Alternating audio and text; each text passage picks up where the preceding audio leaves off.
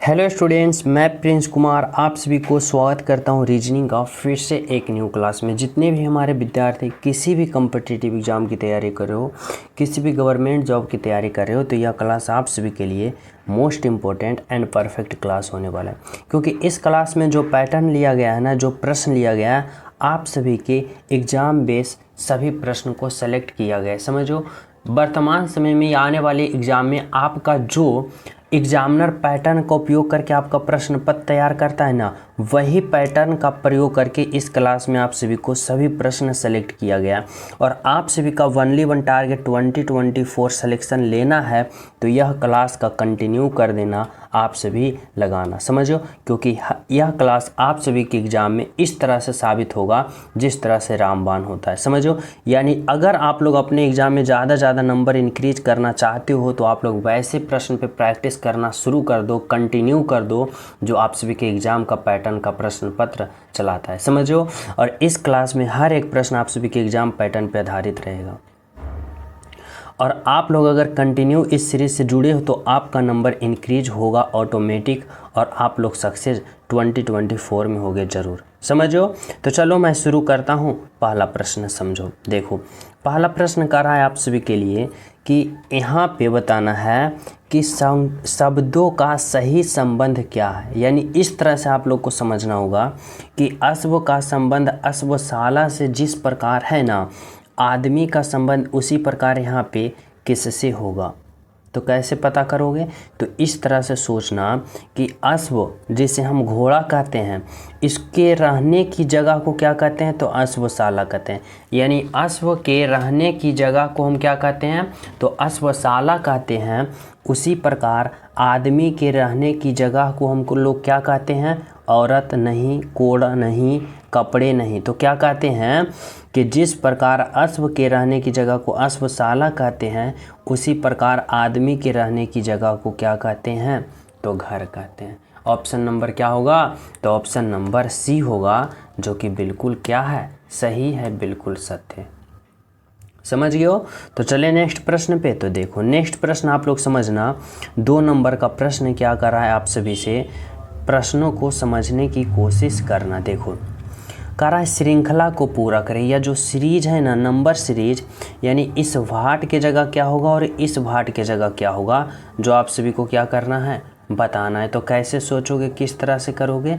तो इस तरह से सोचना और करना कि यहाँ पे 8 है, 27 है, 64 है, तो उसी प्रकार यहाँ पे क्या होगा और उसी प्रकार यहाँ पे क्या होगा। तो देखो, थोड़ा सा अगर आप लोग अपने दिमाग का उपयोग करोगे ना 1%, तो क्या समझ में आएगा कि ये 8 जो है ना, ये 2 का क्यूब है। क्या है? 2 का क्यूब 8 होता है। फिर 27 जो है ना, यह क्या है? तो 3 का क्यूब है। 3 का क्यूब 27। 64 जो है ना, यह 4 का क्यूब है। 4 का क्यूब 64। अब यह जो देखो यहाँ पे ये है ना, ये किसका क्यूब है? तो 6 का क्यूब क्या होता है? 216 होता है।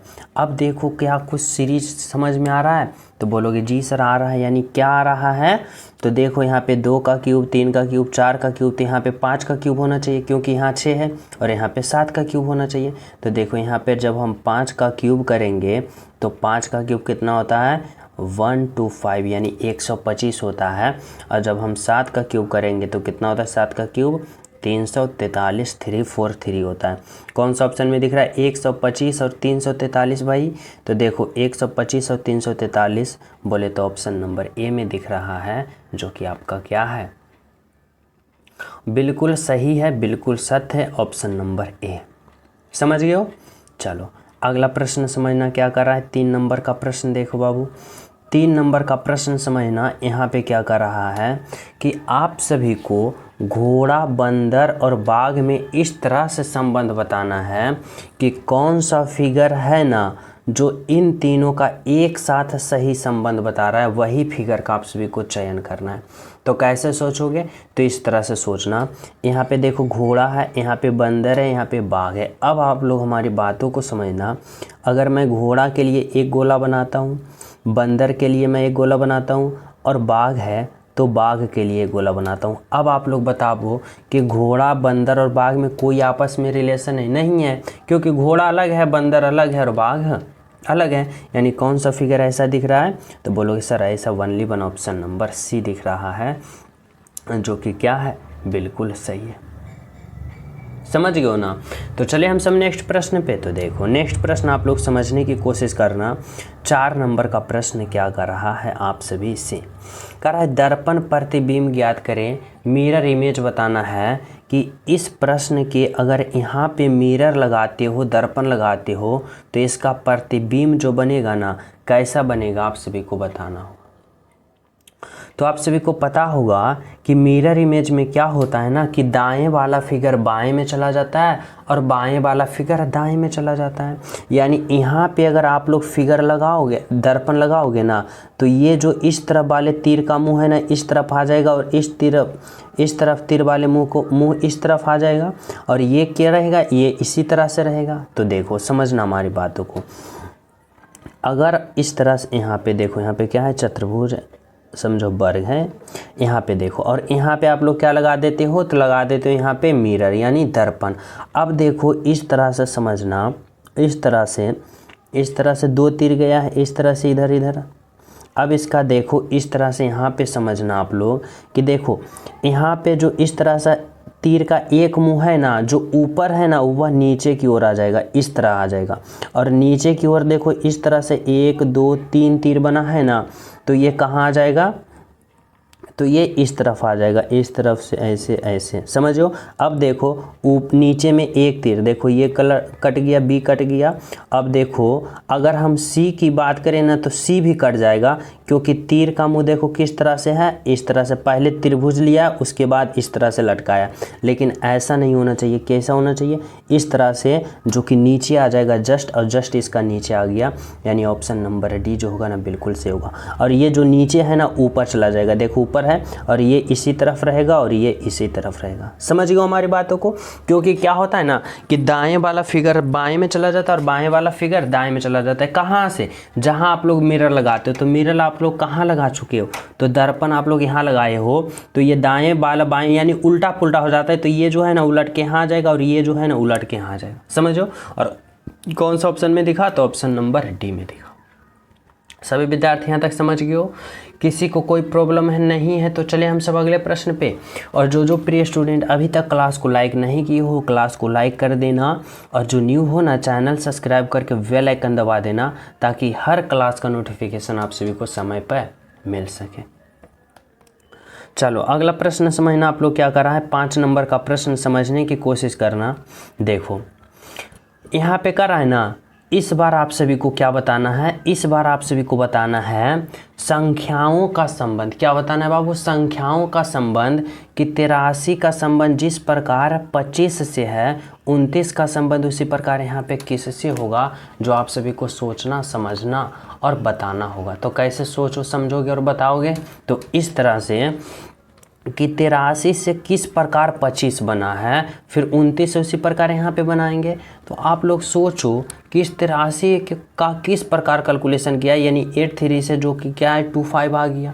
तो देखो इस तरह से सोचो कि अगर हम इसको यानी किसको, इस 83 को कैसे करें, तो इस तरह से करें। 83 जो लिखा है ना, या किन संख्याओं को उससे मिल के बना है एक संख्या, तो यह 8 और 3 से मिल के बना है। अगर हम 8 और 3 को क्या करें, 8 और 3 को आपस में घटा दें तो कितना आएगा, 5 आएगा। 5 आएगा ना, और इस 5 का फिर हम जब वर्ग करेंगे, स्क्वायर करेंगे, तो देखो 25 आया। किस प्रकार से लॉजिक लगा रखा है एग्जामिनर, आप सभी को समझ रहे हो, इस तरह से। तो इसी प्रकार से हम क्यों ना इस तरफ जो 29 संख्या उसको हम क्या करें, तो आपस में घटा दें। तो देखो 2 में से 9 जाएगा तो कितना आएगा, तो 2 में से 9 जाएगा तो यहाँ पे कितना आएगा, तो बोलोगे यहाँ पे आएगा कितना, तो 7 आएगा। माइनस का 7 कितना आएगा,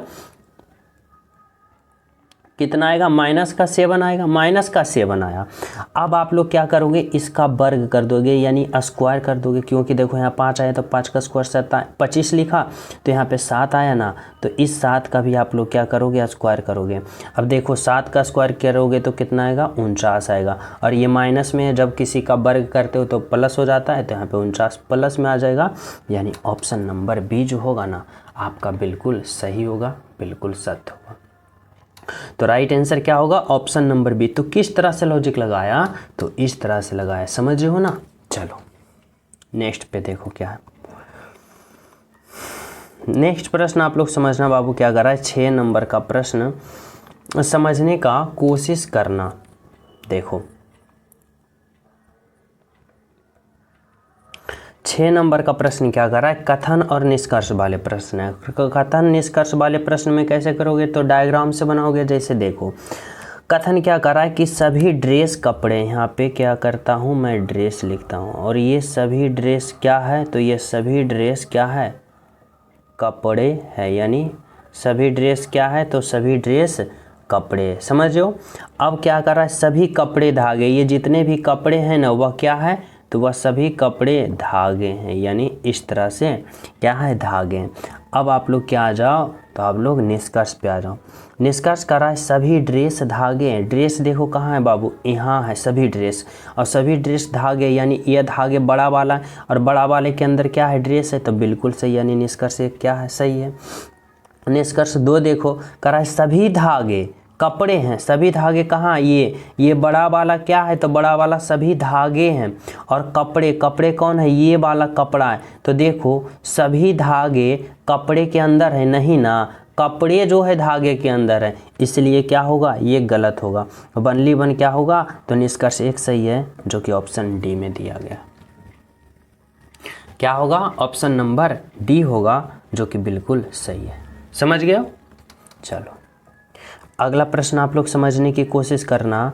7 नंबर का प्रश्न आप सभी से क्या कर रहा है, यदि किसी सांकेतिक भाषा में TRAIN को कोडवर्ड में इतना लिखा जाता है, उसी प्रकार इतना का कोडवर्ड इतना लिखा जाता है, तो ITEM को उसी प्रकार कैसे लिखोगे। समझना हमारी बातों को। देखो इस तरह से यहाँ पे क्या है, ITEM, देखो यहाँ पे I है, T है, E है, M है। अब इसका हमें क्या करना है, इसका हमें कोडवर्ड पता करना है, तो कैसे करेंगे, तो इस तरह से करना, समझो।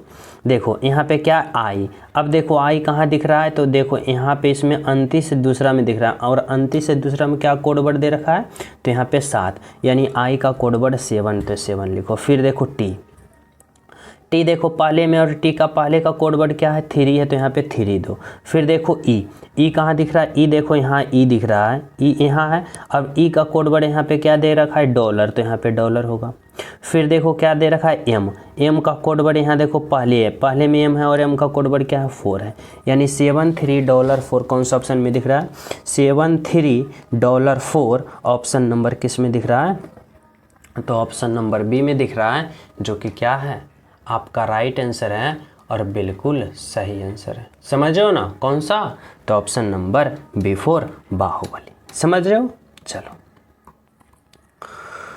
8 नंबर का प्रश्न समझना क्या कर रहा है बाबू, समझने की कोशिश करना। कर रहा है निम्नलिखित विकल्पों में से कौन सा विकल्प नीचे दिए हुए शब्दों का सार्थक क्रम दर्शाता है। देखो यहाँ पे आप सभी को समझना होगा सबसे पहले कि सार्थक क्रम क्या होता है। तो सार्थक क्रम वह होता है कि सबसे पहले कौन होगा, उसके बाद उसके बाद उसके बाद और फाइनली अंत में कौन होगा। इस तरह से आप सभी को सोचना होगा। तो देखो अगर यानी कि इस तरह से समझो कि सबसे छोटा होगा, छोटा से बड़ा, बड़ा से बड़ा, बड़ा से बड़ा और सबसे बड़ा। इस तरह से भी आप लोग समझ सकते हो। समझो, यानी बढ़ते क्रम में। समझो। देखो यहाँ पे क्या है, महासागर है, सागर है, तालाब है, नदी है। अब आप लोग बताओ कि सबसे पहले कौन होगा, यानी सबसे छोटा कौन होगा। तो देखो सबसे छोटा तालाब होगा, 3 तालाब हो गया। तालाब के बाद क्या होगा भाई, तो तालाब के बाद क्या होगा, नदी होगा, 4। नदी के बाद क्या होगा, तो नदी के बाद सागर होगा, 2। और सागर के बाद अंत में क्या होगा, महासागर, यानी 1। कौन सा ऑप्शन में दिख रहा है, 3 4 2 1। 3 4 2 1 बोले तो ऑप्शन नंबर बी में दिख रहा है, जो कि क्या है, बिल्कुल सत्य। समझ हो ना। राइट आंसर क्या निकल के आया आपका, ऑप्शन नंबर बी। तो चले नेक्स्ट प्रश्न पे। तो देखो 9 नंबर का प्रश्न समझने की कोशिश करना। क्या कर रहा है, प्रश्न आकृति के प्रतिरूप को पूरा करें, यानी बताना है कि इस वाट के जगह कौन सा ऑप्शन को उठा के रखोगे ताकि यह क्या हो जाए, तो यह आकृति पूर्ण हो जाए। तो देखो बाबू इस तरह से समझना कि देखो यहाँ पे ये अर्धवृत्त यहाँ पे दिया गया, समझो, तो इसका जस्ट अपोजिट इस तरफ भी अर्धवृत्त है। उसी प्रकार जब यहाँ अर्धवृत्त है तो इसी प्रकार जस्ट इसका अपोजिट अर्धवृत्त कहाँ होना चाहिए, तो यहाँ होना चाहिए। यहाँ पे कहाँ होना चाहिए, तो यहाँ पे होना चाहिए। और यहाँ पे कौन सा ऑप्शन में दिख रहा है, तो ऑप्शन ए देखो कट गया, ऑप्शन सी कट गया और ऑप्शन का डी कट गया, ओनली वन ऑप्शन का बी मिला। इस तरह से छोटे छोटे पॉइंट को करोगे राइट आंसर आ जाएगा। यानी आपका राइट आंसर क्या निकल के आया, ऑप्शन नंबर बी। समझ गए हो। चलो देखो भाई 10 नंबर का प्रश्न समझो क्या कर रहा है। 10 नंबर का प्रश्न समझना, देखो इसमें क्या कर रहा है यहाँ पे अल्फा वर्ड से संबंध बताना। अल्फा वर्ड से कि इतना का संबंध इतना से जिस प्रकार है, इतना का संबंध उसी प्रकार इतना से कैसे हुआ। तो देखो इसमें क्या लॉजिक लगाया है ना बाबू, समझना। यहाँ पे क्या है, FIRST, यहाँ पे क्या है, F है, I है, R है, S है, T है। अब इतना को क्या लिखा, तो RIFTS। यहाँ पे क्या लिखा, यहाँ पे इस तरह से समझना। यहाँ पे क्या लिखा, R लिखा, I लिखा, फिर F लिखा, फिर T लिखा, फिर S लिखा। अब देखो इसमें अगर यहाँ पे समझना किस तरह से है कि F यहाँ पे आ गया, I यहाँ पे आ गया, R यहाँ पे आ गया, फिर S यहाँ पे आ गया, T यहाँ पे आ गया। तो देखो आप लोग सोचोगे 1 2 3 ऐसे करके तो कन्फ्यूज हो जाओगे ज़्यादा। तो कन्फ्यूज ना होने के लिए क्या करो, यहाँ लिखो 1 2 3 4 5। अब देखो यहाँ पे R जो है कितने नंबर पे, 3 को पहले लिखा। फिर I कहाँ है भाई, I 2, तो यहाँ पे 2 लिखा। फिर F कहाँ है, 1 पे, तो 1 लिखा। फिर T कहाँ है, 5 पे, और S कहाँ है, 4 पे, तो 4 लिखा। हमारी बातों को समझो, थोड़ा सा पहले समझ लो।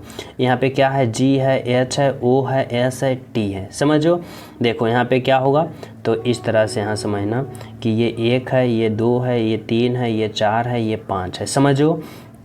अब देखो क्या करना है कि पहले क्या लिखा, 3 लिखा, तो पहले यहाँ पे आप लोग भी 3 लिखोगे। अब 3 नंबर में कौन है, O है, तो यहाँ पे O लिखो।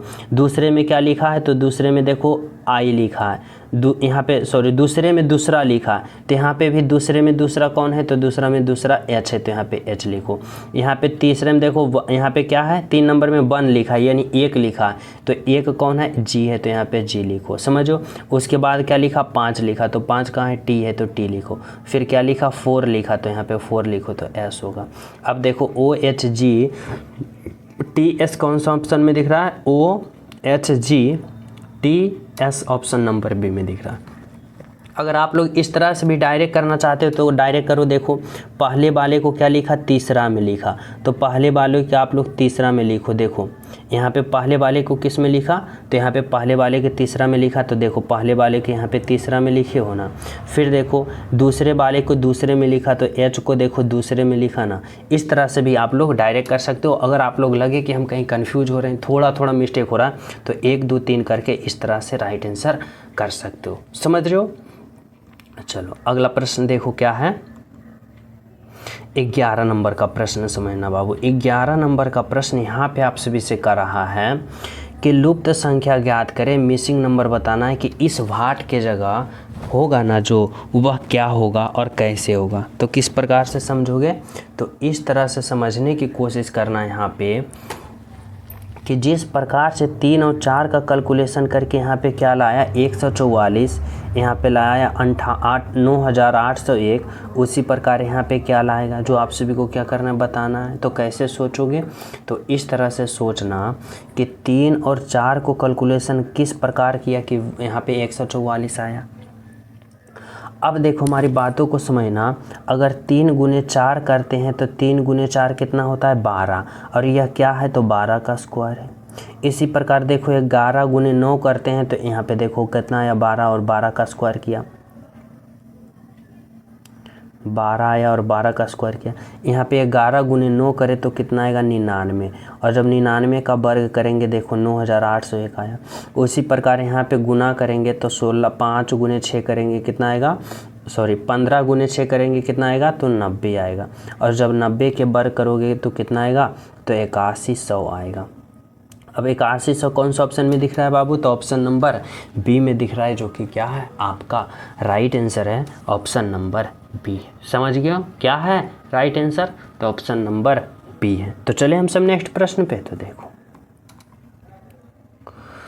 समझना नेक्स्ट प्रश्न क्या कर रहा है, यहाँ पे समझना 12 नंबर का प्रश्न क्या कर रहा है। यह ब्लड रिलेशन का प्रश्न है, इसमें थोड़ा सा लॉजिक लगाना।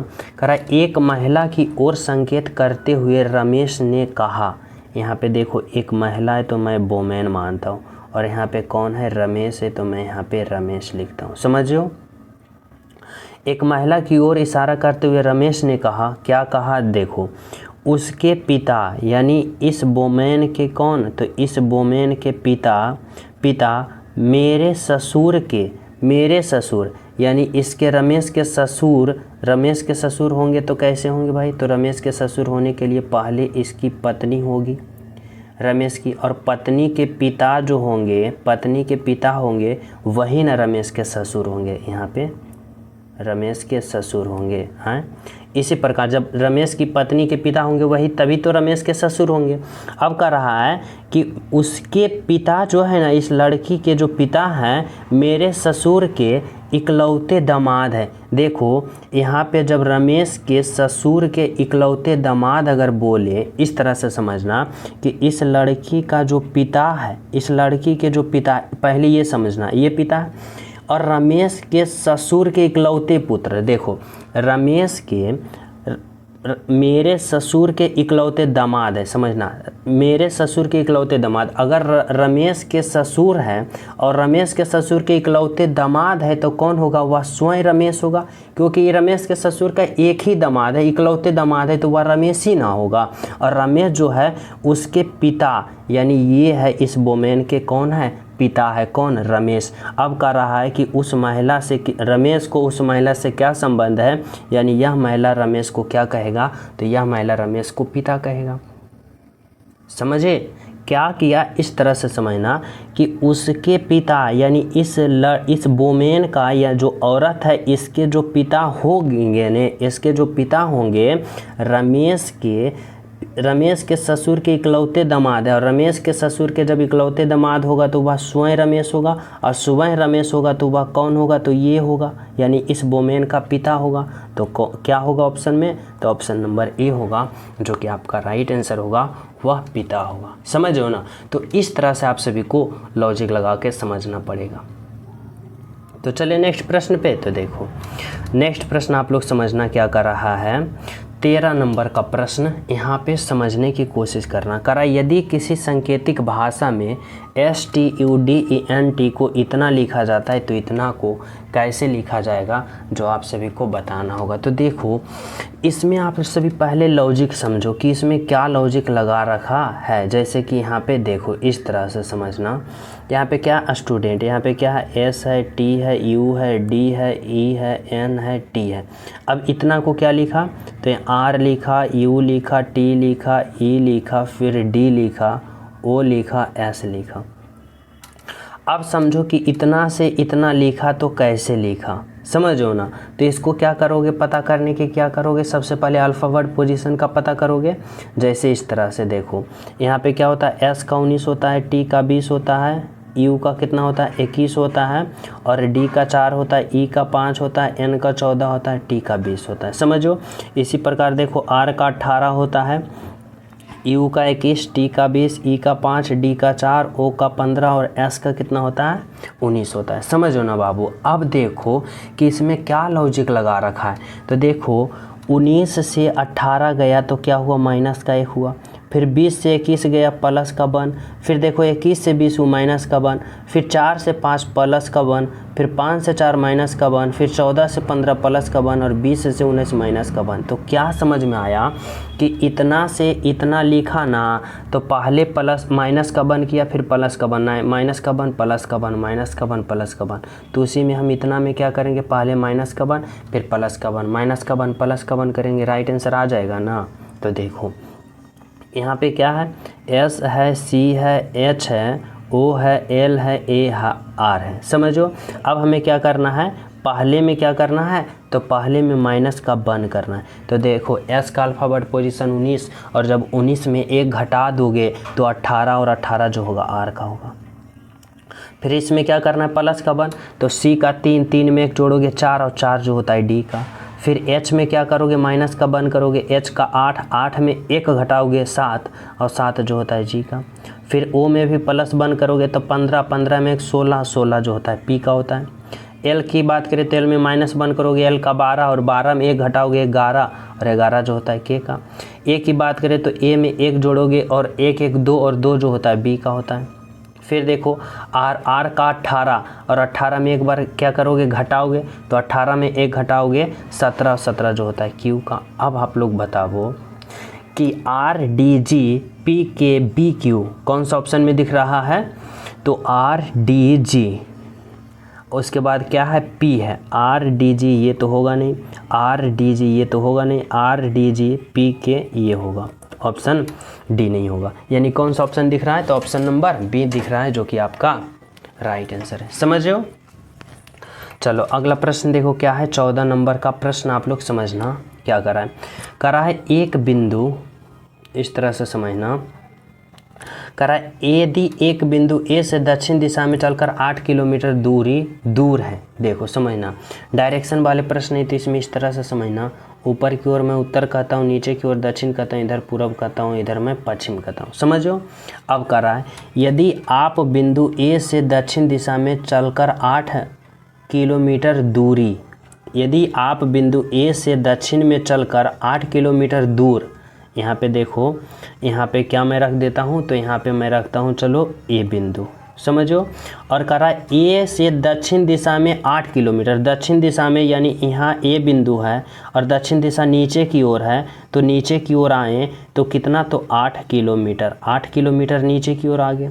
अब करा है बिंदु बी पर पहुँचे, यानी बिंदु यहाँ पे बी पे पहुँच गए, ये बिंदु बी है, और वहाँ से पूर्व दिशा में 6 किलोमीटर चलकर बिंदु सी पर पहुँचे। देखो बिंदु सी पर पहुँचे, और यहाँ से पूर्व, और पूर्व किस दिशा में, इस दिशा में, तो इधर चलेंगे, और बिंदु कहाँ पे पहुँचे, तो सी पे पहुँचे, और यहाँ से कितना चले, तो यहाँ से कितना चले, तो देखो यहाँ पे 6 किलोमीटर चले, यानी कि यहाँ पे 6 किलोमीटर चले। समझो। अब करा है तो बिंदु ए से सी के मध्य की बीच की दूरी, यानी आप सभी को यहाँ पे बताना ना बाबू कि ए से सी के मध्य के बीच की दूरी। देखो थोड़ा सा लॉजिक लगा दिया आप सभी के लिए एग्जामिनर। अब यहाँ पे क्या करोगे, तो यहाँ पे क्या निकालोगे, तो ए और सी के बीच की दूरी, तो क्या करोगे, यहाँ पे ये क्या है, हाइपोटेनस है, कर्ण है, तो कर्ण निकालने के लिए क्या करोगे, तो आप लोग क्या करोगे, लंब स्क्वायर, और फिर क्या करोगे, यहाँ पे प्लस का आधार स्क्वायर, समझो ना। उसके बाद फिर क्या करोगे, वर्ग करोगे। इसी प्रकार से ना हाइपोटेनस निकालते हो, यानी कर्ण निकालते हो। तो देखो कैसे करोगे यहाँ पे, तो देखो कर्ण स्क्वायर बराबर होता है क्या, लंब स्क्वायर और प्लस का आधार स्क्वायर। तो देखो जब लंब स्क्वायर करोगे तो क्या होगा, 8 8 का 64 होगा, और यहाँ पे आधार स्क्वायर करोगे तो प्लस का 6 6 का 36 होगा। अब दोनों को जोड़ोगे तो कितना आएगा, तो 6 4 10 के 0, बाकी 1, और 6 3 9 1 10, 100 आया। और फिर जब यहाँ पे स्क्वायर करोगे दोनों का इसका, तो फिर कितना आएगा, 10 आएगा। यानी यहाँ पे जो हाइपोटेनस आया, यानी कर्ण आया ना, यहाँ पे जो कर्ण आया वह कितना आया, तो 10 किलोमीटर आया, यानी ऑप्शन नंबर बी होगा। इस तरह से आप सभी को यहाँ पे समझना होगा। समझ रहे हो।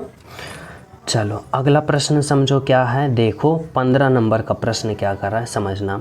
कह रहा है दिए गए समूह में भिन्न को पहचान करें। यहाँ पे आप सभी को बताना होगा कि इन चारों में, यानी इन चारों में कौन सा ऑप्शन का आप लोग चयन करोगे, जो कि 3 ऑप्शन एक समान है और एक ऑप्शन सबसे अलग दिखेगा, सबसे हट के दिखेगा। कैसे पता करोगे, तो इस तरह से करना कि देखो यहाँ मुक्केबाजी है, कराटे है, कुश्ती है और लंबी कूद है। अब देखो सोचो हमारी बातों को इस तरह से, कुश्ती की बात करें, मुक्केबाजी की बात करें, कराटे की बात करें और कुश्ती की बात करें, ये तीनों जो गेम है ना, यानी 2 व्यक्ति के साथ खेला जाता है। एक व्यक्ति और 2 व्यक्ति, एक पक्ष वाले एक विपक्ष वाले, 2 व्यक्ति रहेगा तभी यह गेम होगा। लेकिन जब हम लंबी कूद की बात करें ना, तो यह एक व्यक्ति के द्वारा यह खेला जाता है, यानी एक व्यक्ति ही लंबी कूद किया जाता है, यानी ऑप्शन नंबर डी होगा। इस तरह से आप सभी को सोचना होगा इन प्रश्नों में।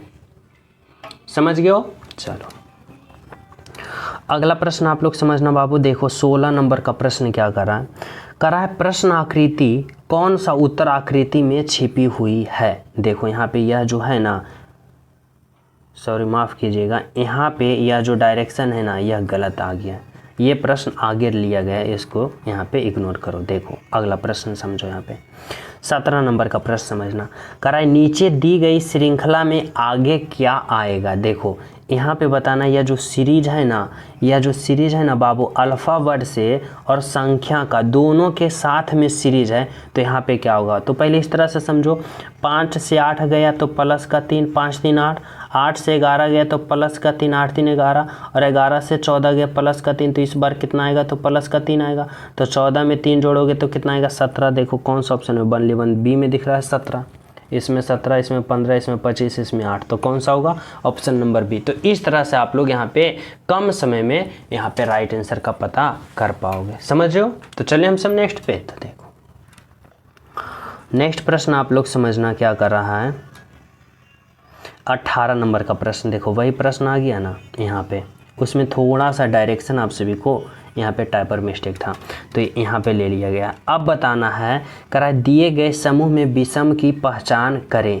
यहाँ पे बताना है कि यह जो 4 ऑप्शन है ना, 4 ऑप्शन में सबसे अलग ऑप्शन बताओ कि कौन सा है।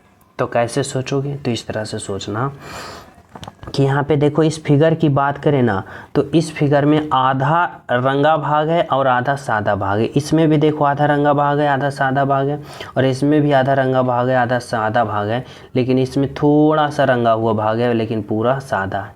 तो यानी सबसे अलग कौन सा फिगर है, तो ऑप्शन नंबर सी फिगर। कौन सा ऑप्शन में है, तो ऑप्शन नंबर सी में। यानी राइट आंसर जो होगा ना बाबू आपका, कौन सा आंसर होगा, तो ऑप्शन नंबर कौन होगा, तो ऑप्शन नंबर सी होगा। समझ गए हो। तो चलिए हम सब नेक्स्ट प्रश्न पे। तो देखो नेक्स्ट प्रश्न आप लोग समझना, 19 नंबर का प्रश्न क्या कर रहा है, कार, स्कूटर और यहाँ पे क्या है, लाल। अब बताओ इन तीनों का कौन सा ऑप्शन का चयन करोगे ताकि इन तीनों का एक साथ सही संबंध बता सके। तो कैसे सोचोगे, देखो क्या है, कार है, स्कूटर है और लाल है। अगर मैं लाल के लिए एक गोला बनाता हूँ, तो देखो कुछ कार जो होता है ना वह लाल होता है, सभी कार लाल नहीं होता है, कुछ ही कार लाल होता है। और स्कूटर की बात करें तो कुछ स्कूटर भी लाल होता है। यानी कौन सा ऑप्शन ऐसा दिख रहा है, तो ऑप्शन नंबर डी जो दिख रहा है बिल्कुल सही है। तो राइट आंसर आपका क्या निकल के आया, ऑप्शन नंबर डी। समझ गए हो। चलो अगला प्रश्न देखो क्या है, अगला प्रश्न समझना बाबू। देखो यहाँ पे 20 नंबर का प्रश्न समझो, इसमें क्या लॉजिक लगा रखा है। लुप्त संख्या बताना है कि इस भाट के जगह क्या होगा, जिस प्रकार यहाँ पे हुआ, जिस प्रकार यहाँ पे हुआ, उसी प्रकार यहाँ पे होगा।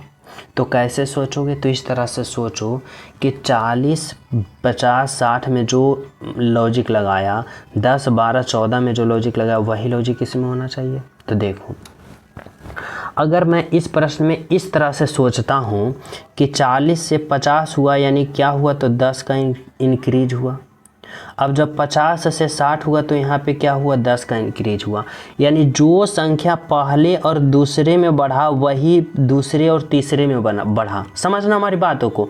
देखो पहले और दूसरे में कितना बढ़ा, 10 बढ़ा, और दूसरे तीसरे में भी 10 बढ़ा, यानी दोनों सेम सेम बढ़ा। इसमें भी देखो क्या सेम सेम बढ़ रहा है। तो देखो 10 से 12 गया तो 2 बढ़ा, कितना बढ़ा, 2 बढ़ा, और फिर 12 से 14 बढ़ गया तो क्या हुआ, 2 बढ़ा। देखो उसमें जो ऊपर वाले में बढ़ा वही नीचे वाले में बढ़ा, यानी सेम बढ़ा। इसमें भी 10 10 तो इसमें भी 2 2। अब इसमें देखो कितना है, तो 7 से, इस तरह से समझना कि 7 से 9 गया तो क्या हुआ, 2 बढ़ा। तो यहाँ से 7 आना चाहिए, तो यहाँ भी 2 बढ़ाना चाहिए ना। तो यहाँ पे कितना रखो ताकि 5, यहाँ 7 और 5 का अंतर 2 हो, 7 और यहाँ जो रखो उसका अंतर 2 हो, तो यहाँ पे 5 रखोगे तो 5 और 7 का अंतर कितना आएगा, 2 आएगा ना। यानी देखो ऊपर भी 2 है, नीचे भी 2 है, ऊपर भी 2 नीचे भी 2, ऊपर 10 नीचे 2, यानी दोनों का क्या होना चाहिए, सेम सेम, जो ऊपर हो वही नीचे होना चाहिए। तो यहाँ पे क्या होगा, 5 रखोगे, यानी राइट आंसर जो होगा ना आपका बाबू ऑप्शन नंबर बी होगा। तो इस तरह से आप लोग लॉजिक लगा सकते हो, सोच सकते हो। समझ रहे हो। चलो नेक्स्ट प्रश्न देखो क्या है। नेक्स्ट प्रश्न आप सभी को बताना है, यहाँ पे इस तरह से बताना है कि जिस प्रकार इतना का संबंध इतना से है, उसी प्रकार इतना का संबंध यहाँ पे क्या होगा, आप सभी को बताना। और यह प्रश्न मैं आप सभी को होमवर्क के रूप में दिया हूँ। बहुत ही सिंपल, बहुत ही आसान है, बस आप लोग थोड़ा सा लॉजिक लगाओगे, राइट आंसर का पता आप लोग आसानी तरीक़ा से कर लोगे, समझो। और जो क्लास में अभी तक क्लास को लाइक नहीं किया हो, सभी प्रिय स्टूडेंट क्लास को लाइक कर देना और इस प्रश्न का राइट आंसर कमेंट में ज़रूर बताना, सभी विद्यार्थी बताना और ईमानदारी पूर्वक बताना, समझो। और जो न्यू हो तो चैनल सब्सक्राइब करके बेल आइकन प्रेस कर देना और प्यारा सा एक कमेंट ज़रूर करना इस क्लास के बारे में। तो मिलते हैं आप सभी को अगले क्लास में, जब तक सभी को हमारे तरफ से जय हिंद।